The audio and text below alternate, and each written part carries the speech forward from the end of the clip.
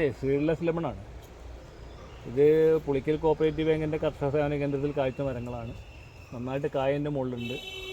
ഇത് അച്ചാറുണ്ടാക്കാനൊക്കെ ഏറ്റവും നല്ല ഇതാണ് കേട്ടോ. അച്ചാറുണ്ടാക്കാനൊക്കെ നല്ല രീതിയിൽ ഉപയോഗിക്കാൻ കഴിയും. നന്നായിട്ട് കായ ഉണ്ടാവും. ഞാൻ ഇന്നലെ ഇപ്പോൾ ഒരു വീട്ടിലൊരു മരം കണ്ടിരുന്നു. ഒരു വീട്ടിൽ പോയി കൊണ്ടുപോയിട്ടില്ല. ഇവിടുന്ന് കൊണ്ടുപോയ മരം തന്നെയാണ്. നിറയെ കായാണ് ആ മരത്തിൽ. ആ വീടിൻ്റെ മുൻഭാഗത്ത് തന്നെയാണ് നിറച്ച് കായ ഉണ്ട് ആ മരത്തിന് മുകളിൽ കേട്ടോ. അതുപോലെ തന്നെ ഇതിന് മുകളിൽ നന്നായിട്ട് കായ ഉണ്ട്. ഒരുപാട് കൊലകളായിട്ട് തന്നെ കായലേക്ക് വന്നിട്ടുണ്ട്. അതിൻ്റെ കായകളാണ് ഈ കാണുന്നത്. ഇതുപോലെ നിറയെ കായലേക്ക് ഇത് വരുന്നുണ്ട് കേട്ടോ. നന്നായിട്ട് കായ്ക്കും. അച്ചാറുണ്ടാക്കാനൊക്കെ ഉപയോഗിക്കുന്ന ആളുകൾക്ക് കൃത്യമായിട്ട് ചെയ്യാൻ കഴിയും. ഈ ചെറുനാരങ്ങൻ്റെ ആ ഇനാന്ന് തോന്നരുത്. ചെറുനാരങ്ങയല്ല, ഇത് സീഡ്ലെസ് നാരങ്ങൻ തന്നെയാണ്. കുരുണ്ടാവില്ല. നന്നായിട്ട് ഇതുപോലെയാണ് കായ ഉണ്ടാവുക. ഒരു കൊലയിൽ 6-7 കായായിട്ടാണ് ഇത് പലപ്പോഴായിട്ട് ഞങ്ങൾക്ക് ഉണ്ടായിക്കൊണ്ടിരിക്കുന്നത്. ഇതിൻ്റെ തൈകൾ പുളിക്കൽ കോപ്പറേറ്റീവ് ബാങ്കിൻ്റെ കർഷക സേവന കേന്ദ്രത്തിൽ ലഭ്യമാണ്. ആർക്കെങ്കിലും തൈ വാങ്ങി നടണമെന്നുണ്ടെങ്കിൽ ഞങ്ങളുമായി ബന്ധപ്പെട്ടാൽ ഇത് കൊണ്ടുപോകാൻ കഴിയും. ഇതിൻ്റെ ചെറിയ തൈ മുതൽക്ക് വലിയ തൈ വരെ പൂവായ തൈകളൊക്കെ ഞങ്ങളുടെ കയ്യിലുണ്ട്. അതുകൊണ്ട് ആർക്കെങ്കിലും ആവശ്യമുണ്ടെങ്കിൽ പുളിക്കൽ കോപ്പറേറ്റീവ് ബാങ്കിൻ്റെ കർഷക സേവന കേന്ദ്രത്തിൻ്റെ നമ്പറിൽ വിളിച്ച് ചോദിച്ചാൽ സാധനം കൊണ്ടുപോകാൻ കഴിയുന്നൊരവസ്ഥ ഉണ്ട് കേട്ടോ. നല്ല രീതിയിൽ കായ്ക്കും. ഇത് കായ്ക്കുന്നുള്ളതിന് കൃത്യമായിട്ടും മനസ്സിലാക്കാൻ കഴിയുന്ന രീതിയിലാണ് ഉള്ളത്. ഞാൻ നല്ലൊരു വീട്ടിൽ പോയിരുന്നു. ആ വീട്ടിൽ നന്നായിട്ട് കായുണ്ട്. അപ്പോൾ അത് വെച്ച് നോക്കുമ്പോൾ ഇത് അത്ര തന്നെ ഇല്ല. അപ്പോൾ ഇത് ഇവിടുന്ന് കൊണ്ടുപോയ പല ഇത്തരം മരത്തിന് മുകളിലും നന്നായിട്ട് കായ കാണാൻ കഴിയുന്നുണ്ട്. ഇതിന് മുകളിൽ തന്നെ പഴുത്ത കായകളൊക്കെ ഉണ്ട്. പഴുത്ത കായപ്പോൾ നമ്മളൊന്ന് കട്ട് ചെയ്ത് കാണിച്ചു തരാം. അതിൻ്റെ വിത്തിൻ്റെ പ്രശ്നങ്ങളൊക്കെ കാണിച്ചു തരാം. ഇത് നന്നായിട്ട് കായുള്ള മരങ്ങളാണ്. ഇത് ആവശ്യക്കാർക്ക് വന്ന് കൊണ്ടുപോകാം. ഇത് നടുമ്പോൾ ആദ്യം തന്നെ നന്നായിട്ട് വളമൊക്കെ കൊടുത്ത് നടണം. ഇതിന് എല്ലുപൊടി, വേപ്പ് മണ്ണാക്ക്, ജൈവപൊട്ടാഷ് തുടങ്ങിയിട്ടുള്ള വളങ്ങളൊക്കെ ഒന്ന് മിക്സ് ചെയ്തിട്ട് ഭൂമി നിരപ്പിലേക്ക് തൈ വരുന്ന രീതിയിൽ തന്നെ നടേണ്ടത്. ഞങ്ങൾ പല വീഡിയോയിലും പറയുന്നതാണ്. പഴവർഗ്ഗങ്ങളൊക്കെ നടുമ്പോൾ ചെയ്യുന്ന അതേ ഒരു രീതിയിൽ തന്നെയാണ് നന്നാവുക. വലിയ കുഴി എടുക്കുക, കുഴി മുഴുവൻ മൂടിയതിന് ശേഷം അതിൻ്റെ മുകളിൽ വളങ്ങൾ എല്ലുപൊടി, വേപ്പ് മണ്ണാക്ക്, ജൈവപൊട്ടാഷൊക്കെ ചേർത്തിട്ട് കുറച്ച് ചാണകപ്പൊടിയും ചേർത്തിട്ട് നന്നായിട്ട് ഇടഞ്ഞ് കൂട്ടിയതിന് ശേഷം മുകൾ ഭാഗത്ത് തൈ വരുന്ന രീതിയിൽ തന്നെ നടുക. അങ്ങനെ നടുന്നിടത്തിൽ ഇത് വേഗം കായ്ക്കുന്നുണ്ട് കേട്ടോ. അങ്ങനെ നടുമ്പോഴാണ് ഏറ്റവും വേഗത്തിൽ കായ കാണുന്നത്. അപ്പോൾ അതങ്ങനെ വേഗം കായ ഉണ്ടാക്കിയെടുക്കാൻ കഴിയണമെന്ന് തോന്നുന്നുണ്ടെങ്കിൽ ആ രീതിയിൽ തന്നെയാണ് ചെയ്യേണ്ടത്. ഈ മരം ഇതൊക്കെ കായയിൽ നിൽക്കണ്ടില്ലേ, ഇതുപോലെ കായ്ച്ച് ഒരു വീട്ടുമുറ്റത്ത് ഇതൊക്കെ കാണുമ്പോൾ ഒരു അലങ്കാര ചെടിയാണ്. അത് നമ്മൾ ഒരുപാട് പൈസ മുടക്കി ചെടികളൊക്കെ വാങ്ങി വെക്കുന്നുണ്ട്. ഇത് അതേ രീതിയിൽ തന്നെ ഇതിനെയൊക്കെ കാണാൻ കഴിയണം. ഇത് തൈ ആർക്കെങ്കിലും ആവശ്യമുണ്ടെങ്കിൽ ഞങ്ങളുമായി ബന്ധപ്പെടുക. ഈ ഗ്രോ ബാഗിൽ വെക്കാൻ പറ്റുമോ? ഇത് ഗ്രോ ബാഗിൽ കൃത്യമായിട്ട് ചെയ്യാൻ പറ്റും. ഇത് നല്ല വലിയ ഗ്രോ ബാഗ് ചെയ്യുകയാണെന്ന് വെച്ചാൽ ഒന്നുകൂടി വേഗം കായ്ക്കുന്നുണ്ട് കേട്ടോ. ഇത് ഗ്രോ ബാഗിൽ വലിയ ചട്ടിയിലൊക്കെ ചെയ്യുകയാണെങ്കിൽ വേഗം കായ്ക്കുന്നുണ്ട്. വല്ലാതെ വെഴുകല്ല. കുറച്ച് കാലം വെഴി കായ്ക്കുക എന്നുള്ളതല്ല.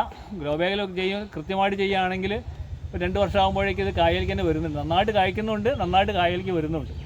അപ്പോൾ അത് ഗ്രോ ബാഗ് ചെയ്യാം. ഗ്രോ ബാഗിൽ തന്നെയാണ് ഇപ്പം വീട്ടുമുറ്റത്തൊക്കെ ഇപ്പോൾ അധികം ആളുകൾക്ക് സ്ഥലമില്ല. സ്ഥലമുള്ള ആളുകൾക്ക് മാത്രമേ മണ്ണിൽ ചെയ്യാൻ കഴിയുള്ളൂ. അല്ലാത്ത ആളുകൾക്കും ഇത്തരം ഇതൊക്കെ ചെയ്യണമെന്നുണ്ടെങ്കിൽ വലിയ നല്ല പൊട്ടിപ്പോവാത്ത ബാഗുകളിലാണ് ചെയ്യേണ്ടത്. അല്ലെങ്കിൽ ചട്ടി തന്നെ ഉപയോഗിക്കണം. ചട്ടിയൊക്കെ ഉപയോഗിച്ചുകൊണ്ട് ഇത് ചെയ്യാൻ കഴിയും. അത് ചട്ടിയൊക്കെ ഉപയോഗിച്ച് ചെയ്യുമ്പോൾ അതിൽ മറ്റേ ചാണകപ്പൊടി, എല്ലുപൊടി, വേപ്പ് മണ്ണാക്ക് തുടങ്ങിയ സാധനം കൂട്ടുന്ന കൂടെ തന്നെ ചകിരി കമ്പോസ്റ്റ് കൂട്ടണം, അല്ലെങ്കിൽ ഉമി കൂട്ടണം. അങ്ങനെ നിറച്ചാലേ അതിൻ്റെ വെള്ളം വലിഞ്ഞു പോവുള്ളൂ. വെള്ളം വലിഞ്ഞു പോകും കൂടി വേണം. വെള്ളം കീപ്പിട്ട് വലിഞ്ഞു പോകണത് നമ്മൾ നനയ്ക്കുന്ന വെള്ളം മുകളിൽ കെട്ടി നിൽക്കുന്ന അവസ്ഥ വെറും മണ്ണ് മാത്രമായി പോയാൽ. അപ്പോൾ ആ രീതിയിലേക്ക് വളങ്ങളൊക്കെ നന്നായിട്ട് മിക്സ് ചെയ്ത് ഒരു 3/4 ഭാഗം വലിയ ചട്ടിൻ്റെ ഒക്കെ ആണെങ്കിൽ ഒരു 3/4 ഭാഗം സ്ഥലത്ത് വരെ മണ്ണിട്ടിട്ട് അവിടെ അതിൽ ഒരു വളമൊക്കെ ചേർത്തതിന് ശേഷം പിള്ളക്കുഴിയൊക്കെ എടുത്തിട്ട് നട്ടാൽ കൃത്യമായിട്ടും അത് കായ്ക്കുമെന്ന് നമുക്ക് ഉറപ്പിക്കാൻ കഴിയും. നല്ല രീതിയിൽ തന്നെ കായ്പ്പിച്ചെടുക്കാൻ കഴിയും. ഇതുപോലുള്ള കൊലകളൊക്കെ കായോടുകൂടി പറിച്ചെടുക്കാനൊക്കെ കഴിയുത്. നല്ല കൊലകളുണ്ട് ഇതിന് കേട്ടോ. നന്നായിട്ട് കായുണ്ട്. ഇതിൻ്റെ പഴുത്ത കായാണ് ഈ കാണുന്നത്. വേണ്ടില്ല, ഇത് പഴുത്ത കായാണ്. ഇത് വേണമെങ്കിൽ നമുക്കത് കട്ട് ചെയ്ത് നോക്കാം.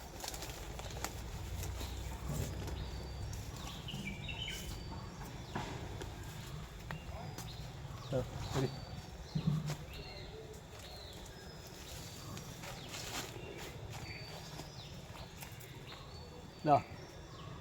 കുരു പോലും കാണാനില്ല കേട്ടോ.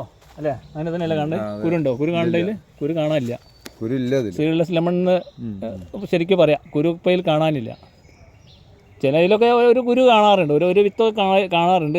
ഇതിൽ അതും ഇല്ലയെന്ന് എനിക്ക് തോന്നുന്നു. മുഴുവൻ മുറിച്ച് നോക്കുമ്പോൾ എവിടെയെങ്കിലും ഒരു വിത്തൊക്കെ ഉണ്ടെങ്കിലേ ഉണ്ടാവുള്ളൂ. അല്ലേ, അച്ചാറുണ്ടാക്കാൻ ഏറ്റവും ബെറ്റർ സാധനമാണ്.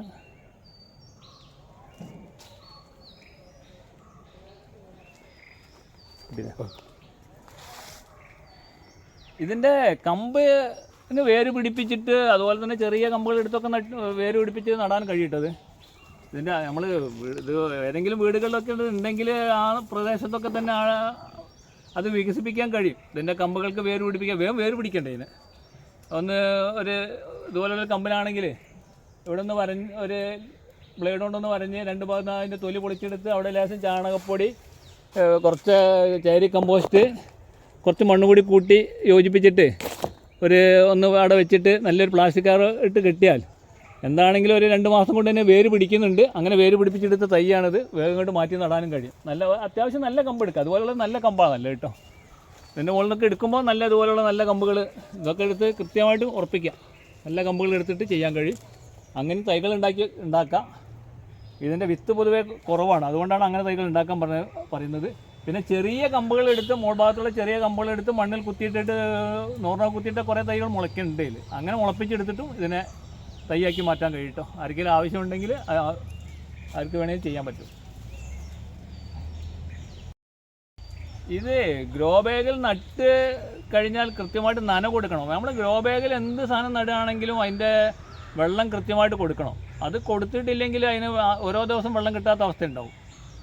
മറ്റ് മണ്ണിലാണെങ്കിൽ അത് എന്താണെങ്കിലും ഇത്തരം തൈ നട്ട് കഴിഞ്ഞാൽ നമ്മൾ അതിനടുത്തേക്ക് ഒരു വർഷം കഴിഞ്ഞിട്ട് പോയിട്ടില്ലെങ്കിൽ പോലും അതവിടെ നിലനിൽക്കും. അത് ദൂരഭാഗങ്ങളിലൊക്കെ വെള്ളം വലിച്ചെടുത്തിട്ടും കുറേ ക്ഷീണിച്ചിട്ടാണെങ്കിൽ പോലും അതവിടെ അങ്ങനെ പിടിച്ചു നിൽക്കും. ഗ്രോ ബാഗിൽ അതല്ല അവസ്ഥ വരിക. ഗ്രോ ബാഗിൽ ഇതിന് നന കൊടുത്തിട്ടില്ലെങ്കിൽ അത് 1-2 ദിവസം കഴിയുമ്പോഴേക്ക് തന്നെ അതിൻ്റെ ഇലകളൊക്കെ കൊഴിഞ്ഞ് ഉണങ്ങി പോകുന്ന ഒരു അവസ്ഥയിലേക്കാണ് വരിക.